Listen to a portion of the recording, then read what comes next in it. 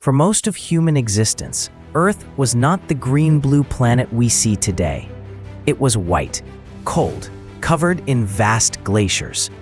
This was not a brief episode in the distant past. It was the dominant condition for nearly 2.5 million years.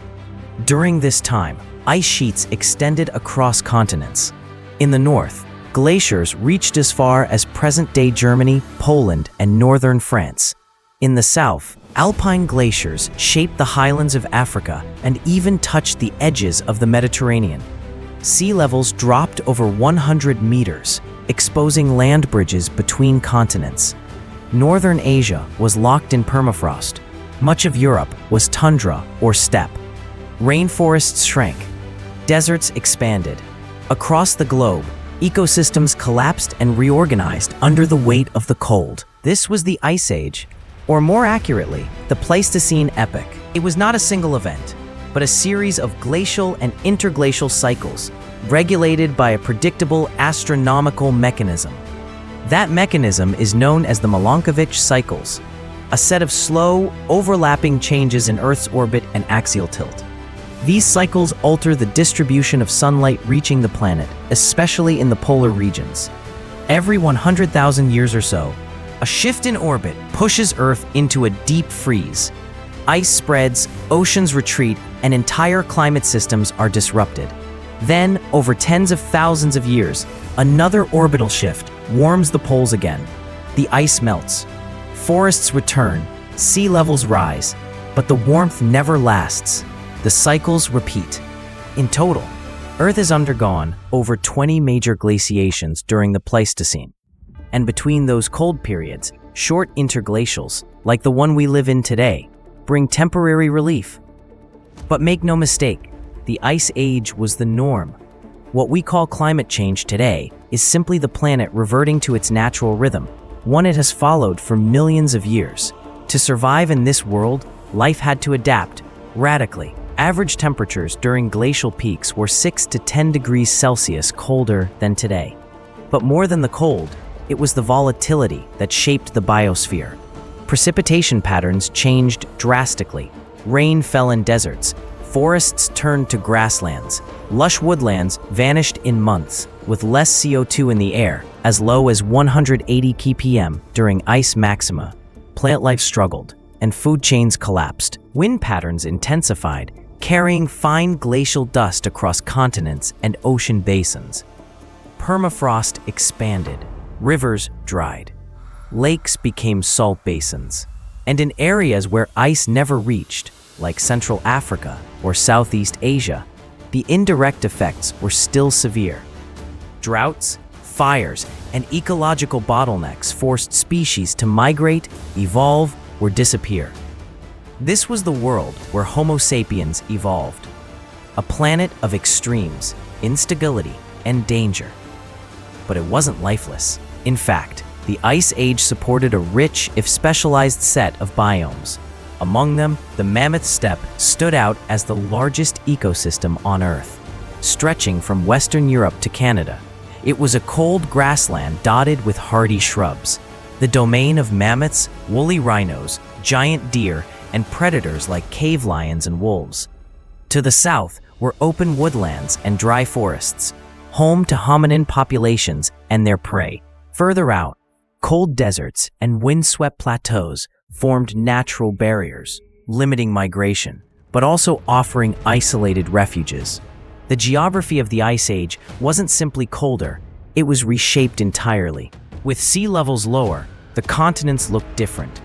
The Bering Land Bridge connected Siberia to Alaska. The Sunda Shelf united mainland Southeast Asia with modern Indonesia.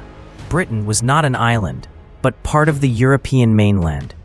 These exposed regions served as migration corridors for humans and animals alike. What's important to understand is this: the Ice Age did not just threaten human survival, it built the conditions for our emergence.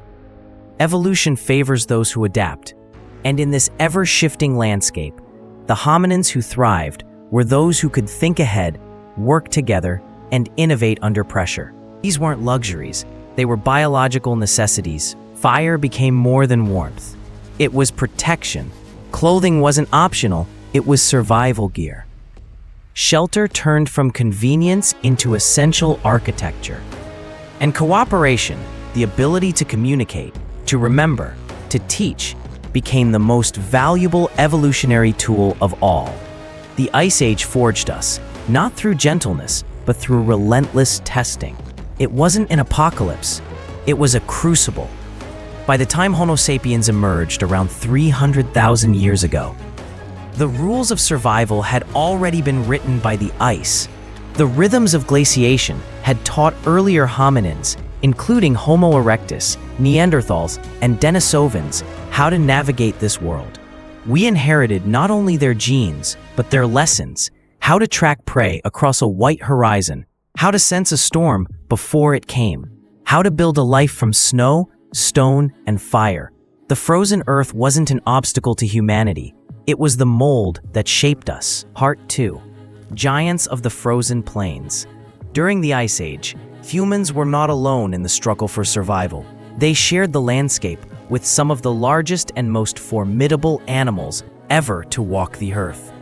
These were the megafauna of the Pleistocene, creatures uniquely adapted to cold, open environments.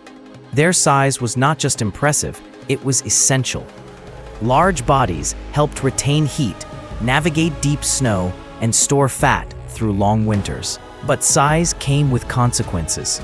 These animals required vast amounts of food, constant movement, and specialized adaptations to withstand the harshness of the glacial world. Among the most iconic was the woolly mammoth, an elephant relative standing over 4 meters tall, covered in thick fur, with massive, spiraling tusks used for defense, foraging, and perhaps social interaction. Close behind in size and significance was the woolly rhinoceros, armed with a heavy front horn and dense coat, browsing icy steppes for hardy vegetation. Predators, too, evolved to match the size and strength of their prey. The cave lion, larger than any lion alive today, hunted in packs across Europe and Asia. The giant short-faced bear of North America stood over 3 meters tall on its hind legs and could chase down prey at speeds unmatched by modern bears. Dire wolves, more robust than today's gray wolves, operated in tight-knit groups, relying on endurance and strategy. In the forests and plains roamed Megaloceros, the giant deer, with antlers spanning over 3.5 meters. And lurking in the water, giant crocodiles and prehistoric alligators patrolled riverbanks in warmer regions, ambushing anything that strayed too close. These animals defined the ecosystems of the Ice Age, not just as threats or marvels of evolution, but as integral parts of the food chain. Each species occupied a niche. Some grazed on grasses and mosses that survived the cold. Others scavenged or hunted across snow-covered ground, adapting to seasonal migrations and the limited availability of calories. Humans, arriving relatively late into this system, had to find their place, and fast. The early Homo sapiens and their archaic cousins were neither apex predators nor defenseless prey. They were opportunists, constantly shifting between roles depending on the situation. Alone, a human was vulnerable to lions, wolves, and even herbivores defending their young. In groups, however, humans became strategic and coordinated hunters. The interaction between humans and megafauna was not one-sided. These massive animals were a resource. A single mammoth could feed a group for weeks, provide hides for shelter, and yield bones and ivory for tools. But bringing one down required planning, cooperation, and risk, the kind of cognitive load that shaped our brains and social structures. Over time, certain animals took on symbolic significance. Evidence from cave paintings, such as those in Chauvet, Lascaux, and Altamira, reveals recurring depictions of mammoths, lions, bison, and rhinoceroses. These were not random drawings. The precision and repetition suggest memory, reverence, or even ritual. Some animals were feared. Others were admired. All were remembered. In some cases, bones and skulls were arranged deliberately in early dwellings. Carvings of lions and mammoths were worn as pendants. These objects served more than decorative purposes. They were possibly tools for identity, storytelling, or spirituality. What emerges from this relationship is a clear pattern.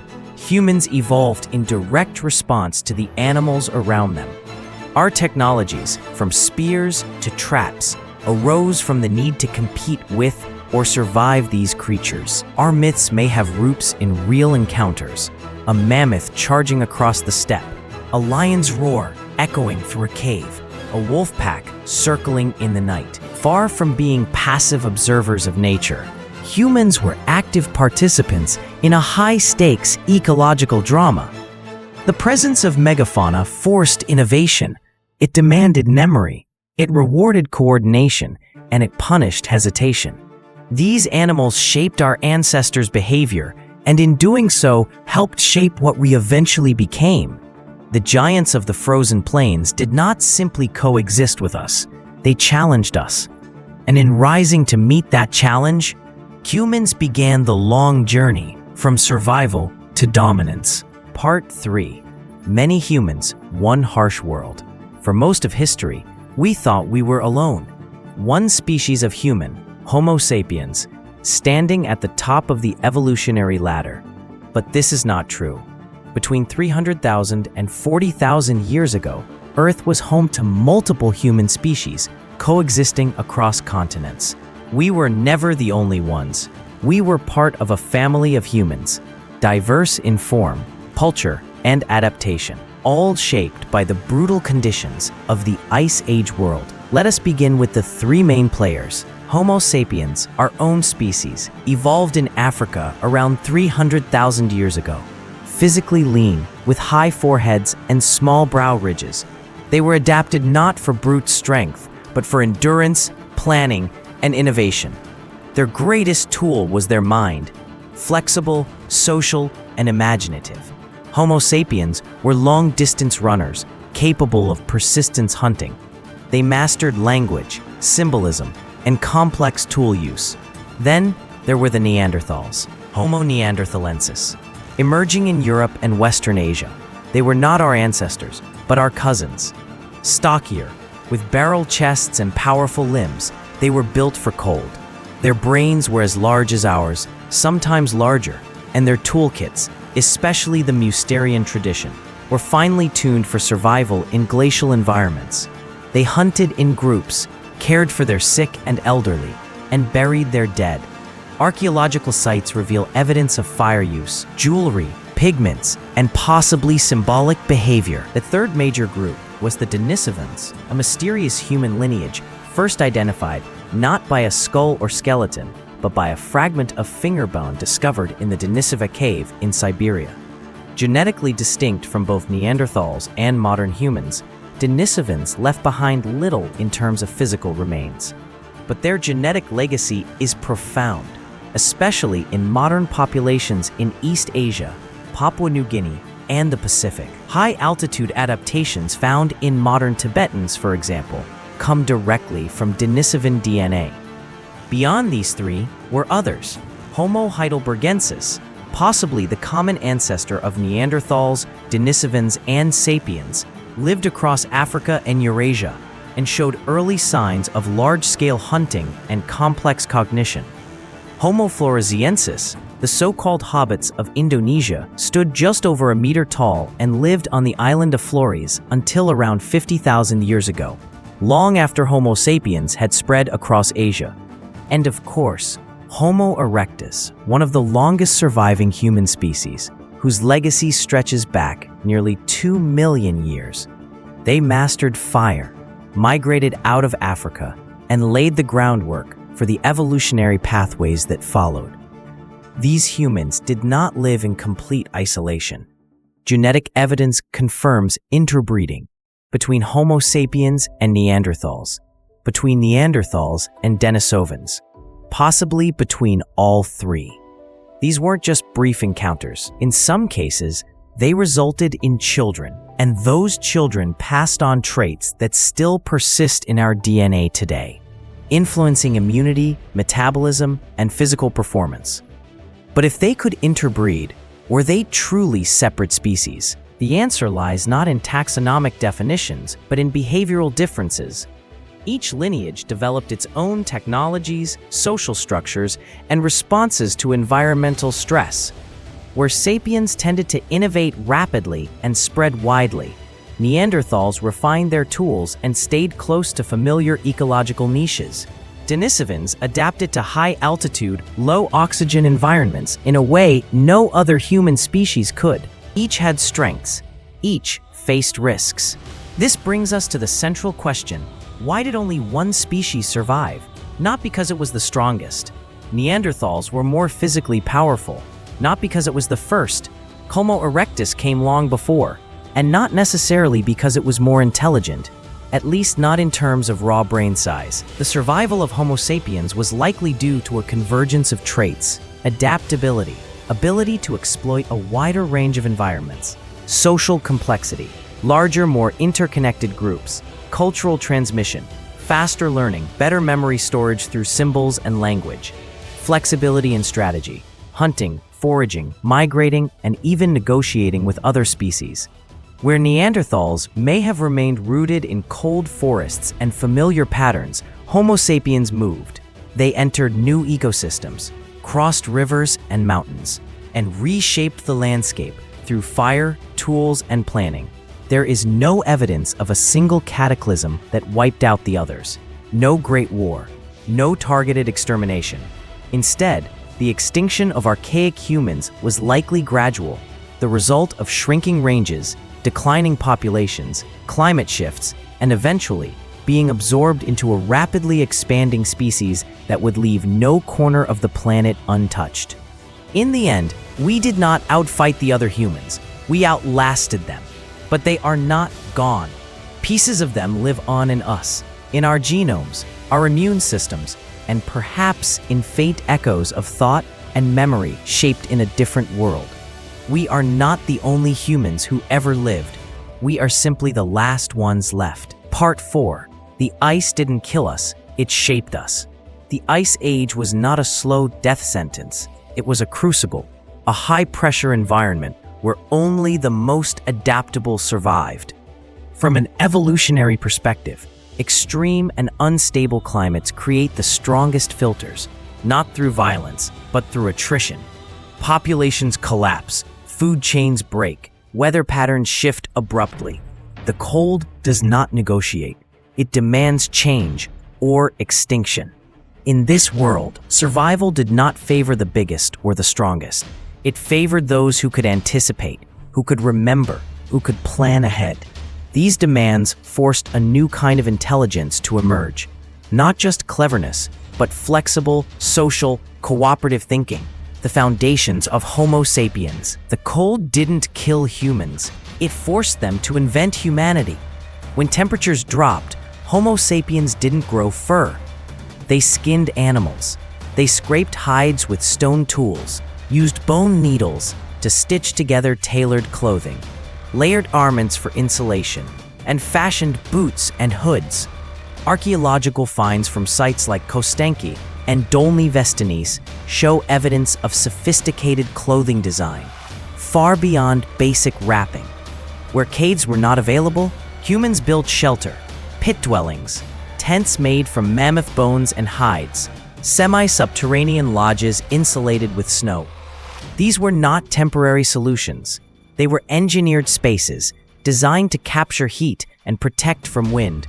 Fire was not optional. It was survival technology. But using fire wasn't enough. Homo sapiens learned to control it, to preserve embers, and to store fuel. In frozen landscapes where dry wood was rare, this required foresight. Planning became a daily necessity. Food scarcity was constant. Hunting success was inconsistent.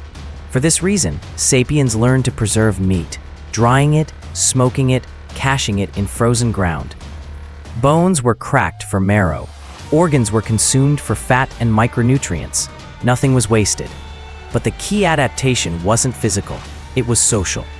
the cold demanded cooperation. Hunting megafauna like mammoths or bison required teams. Tool production relied on knowledge transfer. Firewood gathering, shelter maintenance, food distribution all depended on group coordination. The Ice Age made isolation deadly and community essential. This pressure led to a leap in cognitive evolution. Larger groups needed structure. Structure required communication. And communication needed language, not just for immediate needs, but for storytelling, memory, and teaching.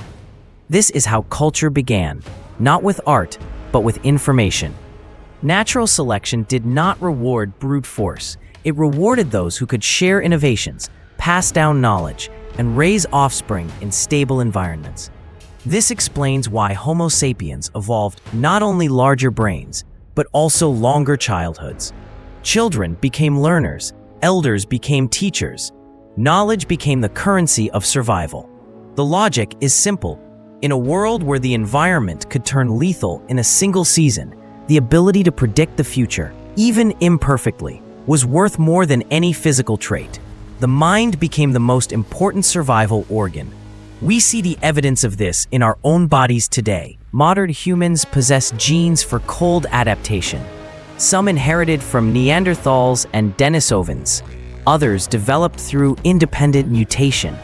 These genes regulate fat storage, vascular responses, and metabolism under thermal stress. Inuit populations, for example, carry genetic variants that allow high-fat diets without cardiovascular damage, a trait shaped by life in the Arctic. Our digestive systems still bear the imprint of Ice Age diets. Enzymes like amylase vary in populations depending on ancient access to starches. Vitamin D metabolism remains a concern in high-latitude descendants due to reduced sunlight exposure. Even our reflexes carry the memory of the Ice Age, heightened sensitivity to sudden sounds, startle responses in darkness, a deep, primal fear of isolation. These are not flaws. They are ancestral warning systems, shaped by millennia of survival in a world where being alert meant staying alive. And yet, for all our adaptations, Homo sapiens were not superior by default. We were not faster than horses, not stronger than bears, not more insulated than wolves. We didn't have claws, fangs, or thick hides. What we had, and still have, is the ability to adapt faster than biology alone allows. We could invent, teach, cooperate, reflect, build, and in doing so, we turned a hostile world into a livable one. The Ice Age didn't make us human in spite of its dangers. It made us human because of them. Part 5. Fire in the Cold Night, the Birth of Culture. In the frozen world of the Ice Age, survival depended on more than just tools and strength. It required something less tangible, something invisible, yet essential. Fire. At first glance, fire appears as a tool, a way to cook food, ward off predators, and stay warm in sub-zero temperatures. But archaeological evidence reveals that fire played a far deeper role. It was a social engine, a psychological anchor, a trigger for human culture. Picture the scene: a glacial night, snow piled high, stars sharp in the black sky. In the center, a group of early humans gathers around a fire. They roast meat, they pass bone tools, and they speak, or gesture, or hum. The details are lost to time, but what remains is the structure, the fire as a nucleus of community. Around the fire, ideas moved, knowledge spread, children listened, adults remembered, elders taught. This was not a coincidence. The environment forced it. In daylight, humans moved, hunted, built, searched. But at night, there was nowhere to go. The cold outside the fire's reach was lethal. The darkness beyond the light was filled with predators. So, humans stayed close, not for comfort, but for survival. And in that enforced proximity, something unexpected happened. Communication evolved. Anthropologists propose that language may have developed not during the hunt, but during the pause. Around the fire, there was time to share strategies, warn of dangers, name locations, assign tasks. Over generations, this need likely produced structured language, beginning with shared sounds, expanding into grammar. Language enabled memory to be passed across time, not just to the next person, but to the next generation. These fireside hours also gave birth to something equally important: storytelling. Humans began to transmit oral traditions, myths about ancestors, lessons from past winters, interpretations of animal behavior. These were not entertainment. They were survival data, encoded in symbolic form. Through stories, knowledge became resilient. Children learned what plants to avoid, how to read tracks in snow, where to find shelter, and when to move before a storm.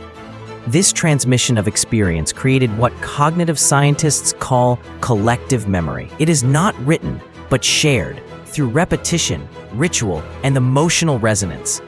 The fire made this possible. It was the stage, the spotlight, the classroom, and the sanctuary.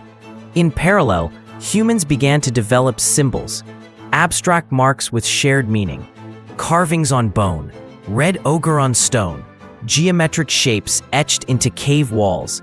These were the beginnings of visual language, perhaps the precursor to writing. Symbols and stories eventually combined.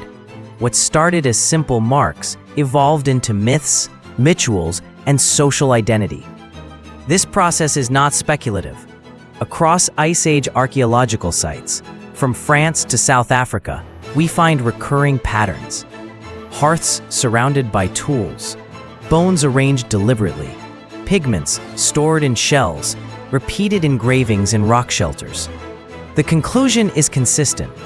Fire didn't just change human physiology, it reshaped human cognition. It turned isolated individuals into social groups. It provided the temporal space to reflect, and it turned memory into legacy. Many modern human behaviors still mirror these origins. The dining table, where people gather to eat and talk. The campfire, still a centerpiece of group bonding. The bedtime story, passed from parent to child. The ritual, the festival, the communal song, all share a structure born in the flickering glow of Ice Age flames. Even today, in the absence of electricity, we instinctively seek firelight. We light candles during blackouts. We gather around fireplaces in winter. We host barbecues and celebrate holidays around open flames. These are not cultural accidents. They are cognitive fossils, preserved behaviors from a time when fire was life. The birth of human culture didn't begin with cities or scripts. It began when the first humans sat still long enough, in the cold, in the dark, to talk. Not just to act, but to remember, to imagine, to explain. And it happened around fire. Part 6. We are children of the ice. Modern humans live in climate-controlled spaces, surrounded by artificial light, protected from the elements. But beneath the surface, in our bodies, instincts, and emotions, the Ice Age remains. We are not removed from that frozen world. We are shaped by it. The Ice Age was not just an environmental event. It was a long, continuous process of selective pressure. And every surviving human today carries its signature, etched into our biology. Our reflexes and our psychology start with the body. Modern humans still respond to cold with ancient reflexes. Blood vessels constrict, skin tightens, hairs stand on end, even if they no longer provide insulation. Shivering, a rapid muscle contraction to generate heat, is a survival mechanism developed to resist freezing. But the legacy of cold goes deeper than thermoregulation. Many of our anxieties and preferences are Ice Age inheritances. Consider the fear of darkness. Across cultures and continents, children and adults alike report unease in unlit environments. This is not a coincidence. In glacial periods, nightfall meant real danger, predators, exposure, or isolation. Avoiding the dark was not irrational. It was survival logic. Why do humans prefer to sleep near others? Why do people gather in circles around light, from fireplaces to TV screens? The answer is ancestral behavior. For hundreds of thousands of years, staying close to fire and close to the group increased chances of survival. It meant warmth, protection, shared resources, and warning of threats. Those who wandered alone into the night were less likely to return. This is why we're drawn to proximity and community, not as a social trend, but as a biological imperative forged under extreme conditions. Even our stress responses reflect this past. The Ice Age was a time of uncertainty. Food supplies fluctuated, climate patterns shifted rapidly, competition was high. The result? Humans evolved with a survival mindset hardwired into their neurobiology. We are hyper-alert to change. We detect threat faster than reward. We remember danger longer than safety. Our brains prioritize bad news. This negativity bias was useful when life depended on anticipating hazards. Today, it manifests as anxiety, risk aversion, and the need for control. We call this overreaction. Evolution calls it preparation. Behavioral economists, psychologists, and neuroscientists have repeatedly confirmed that modern humans are not rational calculators.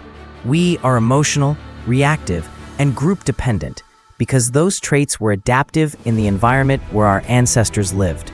Even the desire to tell stories, create myths, and believe in forces beyond the visible world, these can be traced back to Ice Age cognition.